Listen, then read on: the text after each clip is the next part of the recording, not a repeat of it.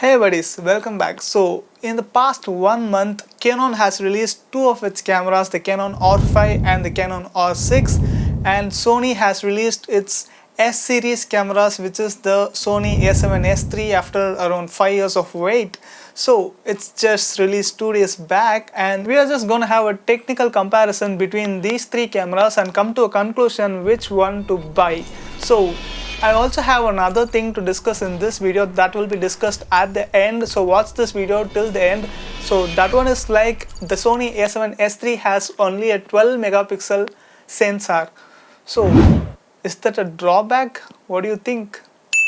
So let's discuss that one at the end of this video. So yes guys, without wasting any time, let's get into the video.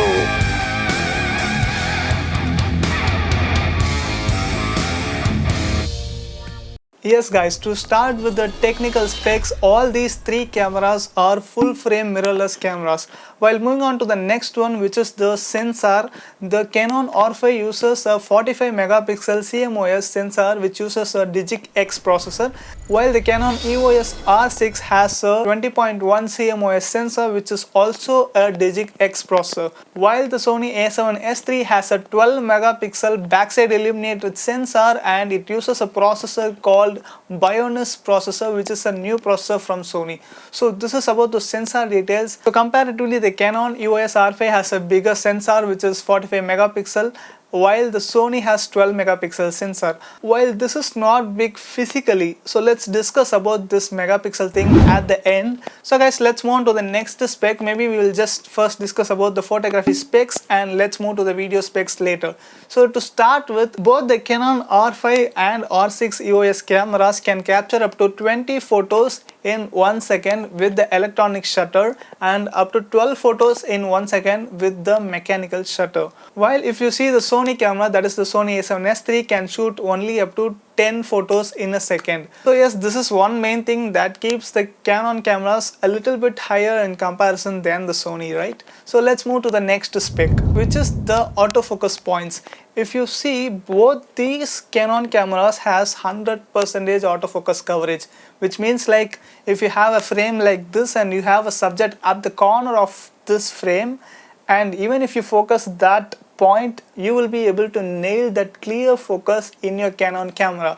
While this Sony camera is quite a bit little, it's around 90% of the frame. If you see, maybe like, so if the subject is only in the 90% of the frame, then the Sony camera will be able to autofocus it very sharp, while if it is at the cornermost point of the frame, it may struggle a little. So there, both these Canon cameras scores a little above than the A7S3. So yes, if you look into the photography aspects, the Sony A7S3 images, which is captured with that 12 megapixel sensor, is really gonna lose a lot of data when you post process it. While seeing on the other side, the Canon EOS R5 has a lot of details with the help of that 45 megapixel sensor, and hence you can do a lot of cropping, a lot of post processing, which makes sure that the details are maintained. And one more thing is, like, both these Canon cameras has 20 fps photos, like in a second you can just capture 20 photos in a second. So that's really gonna help you even for wildlife photos, even for bird photography. You can capture 20 photos at a second. You can freeze your moment. So that's one great thing. Canon stands high according to the comparison on the photography aspects. So yes guys, if you are going to buy one among these three cameras just for photography, go with the Canon and not with Sony. While if you see on the videography, the case is totally upside down. Now let's move to the video aspects of all these cameras. So guys, I know that you all know the Canon EOS R5 can shoot an 8K raw footage without any crop. That's one huge thing, right? But the drawbacks is like, as many of the famous YouTubers have already given their drawbacks, the main drawback is the overheating problem. So if you shoot in 8K for minimum of 15 to 20 minutes, the camera is gonna just power off saying, "I'm overheated." Maybe you will just have to cool it down. You cannot have an AC room every time you shoot your videos, right? So that acts as a big drawback in Canon R5. And while in Canon R6 we don't have an 8K, while we have 4K and 60 fps, while the Canon R5 has 4K 120 fps. So maybe if you're not considering to use the 8K, the 4K 120 fps is a huge thing that Canon has given in R5.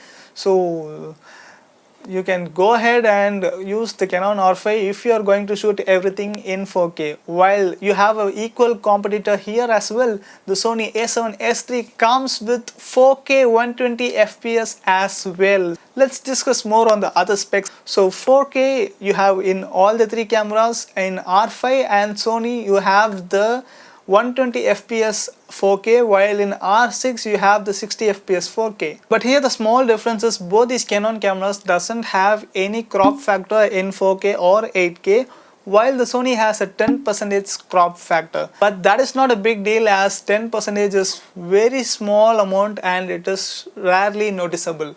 And the Sony A7S3 also has 240 fps recording in full HD. So that is one great plus point on the Sony side. So now moving on to the next spec, which is the 10-bit 4:2:2. People say that 422, right? Whatever it is. So you have a 10-bit 422 recording in all these three cameras. Usually a 10-bit recording, or how to say that, a 10-bit pattern is kind of a sweet spot for these kind of cameras, because if you go for a 12-bit it will be of quite large in size, and if you go for an 8-bit it's more of a compressed file. So 10-bit is like a sweet spot for video recording. So all these cameras has the 10-bit 422 recording. So that's a good point to note. All these three cameras has the 5-axis image stabilization, and Canon has mentioned that it can go up to 8 stops with particular RF lenses. So that is almost the same for all these three cameras. And moving on to the next spec, which is the ISO capability. So if you see, of these three cameras, the highest ISO can be achieved only in the Sony camera, because it has only a 12 megapixel sensor. So it acts very well in the low light conditions. So if you see, the maximum ISO of the Sony A7S3 is 4,09,600, while for the Canon EOS R6 the maximum ISO possible is 1,04,240, while if you see for the Canon EOS R5 the maximum ISO possible is 51,200. So there is a small principle behind this difference of maximum ISOs. We will discuss about this at the end, so wait for that. I will clearly explain you why the lower megapixel cameras have higher ISO range, while higher megapixel cameras have low ISO range. And that's why I would strongly say like the Sony A7S3 works far better comparatively at low light conditions. So the last comparison thing is the overheating issue. Both these Canon R5 and R6 doesn't have any cooling system to make sure that the camera doesn't overheat, while Sony has come up with a passive cooling system that assures that even after using the Sony A7S3 for long time, for about 1 to 2 hours, you don't have the overheating issue. So this is one main plus that makes the Sony camera as a selection when you are going to go for a purely video camera. So if you want a camera that works well for your videos, then of these three you can go with the Sony A7S3. And by the way, if you don't need 8K, then you can go with the Sony A7S3, while if you want to shoot 8K footage and all, you can go with the Canon EOS R5. So my opinion is, for videos you can go with Sony A7S3, for photography you can go with EOS R5. And yes, some of the other advantages of Sony A7S3 is you can just directly give a 16-bit raw output to an external device. That's really huge, right? You can also parallelly write the data in 10-bit in your SD cards, and you can also give 16-bit out to an external device. That's really one great thing that Sony has given. And apart from this, all these three cameras has 2 external SD card slots, while the Canon R6 alone has only 2 SD card slots, while Canon R5 and Sony has slots that can accommodate both SD cards and CF Express cards. And one more thing that Sony has highlighted in their promotion videos is like you have a 15 stop dynamic range in the Sony A7S III. What this gives is like you have more details on the highlights. Maybe like the background may be blown out if you have less dynamic range stops, while Sony has assured that it has 15 stop dynamic range, which is really going to assure that you have a lot of details in your videos. So these things also make Sony a greater option while you compare these three cameras to buy for a better video capacity. So now we have compared all the specs of these three cameras. I hope you got to a conclusion of which camera to buy among these three.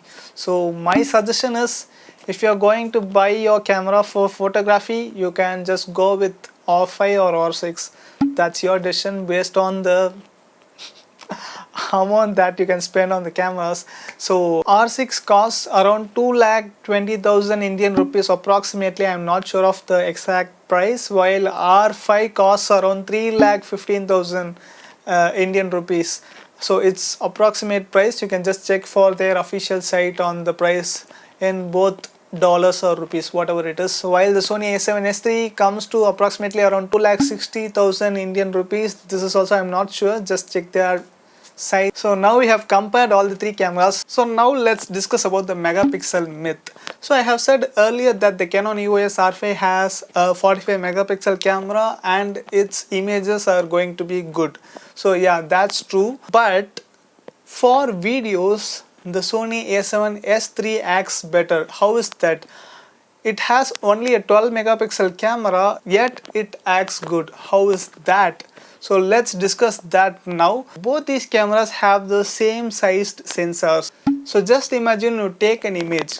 What actually happens is your image data is stored as pixels in these sensors. The image is not directly stored on the sensor, it's stored as pixels. So now you will have a question, what is a pixel, right? So just take some image in your PC and just zoom it. Zoom it, zoom it, zoom it, zoom it till the end you find some boxes. So these small boxes together form an image, and these boxes have the data about the image, and these boxes are called as pixels. So as simple as that. I hope you understood what a pixel is. So just imagine guys, these are the pixels that combine together to form an image. So now for a 12 megapixel sensor you will have 12 million pixels, and for a 45 megapixel sensor you will have 45 million pixels. So once there are a lot of pixels, the image resolution is going to be large and you will have lot of details in the image. And if you have less pixels, the image resolution is less, and that's why I have said earlier, like if you just crop or process the image that is taken in an A7S III, you are going to just lose data and quality. Here you have only 12 megapixel, which is 12 million pixels, while here you have 45 million pixels, a large resolution, and you have a lot of data.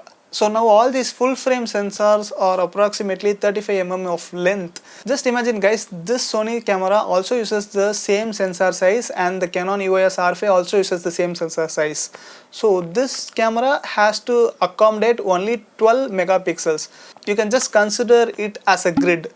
So just imagine like you have to accommodate only 12 million pixels in that grid, while you have to accommodate 45 million pixels in the same grid. So now what actually happens? Here the pixel size is large, while here in EOS R5 the pixel size is small. So now what actually happens is, just consider this as a pixel size in Sony A7S III. In this size you have to accommodate 4 pixels in a Canon EOS R5. So just consider this as a pixel size in Canon EOS R5.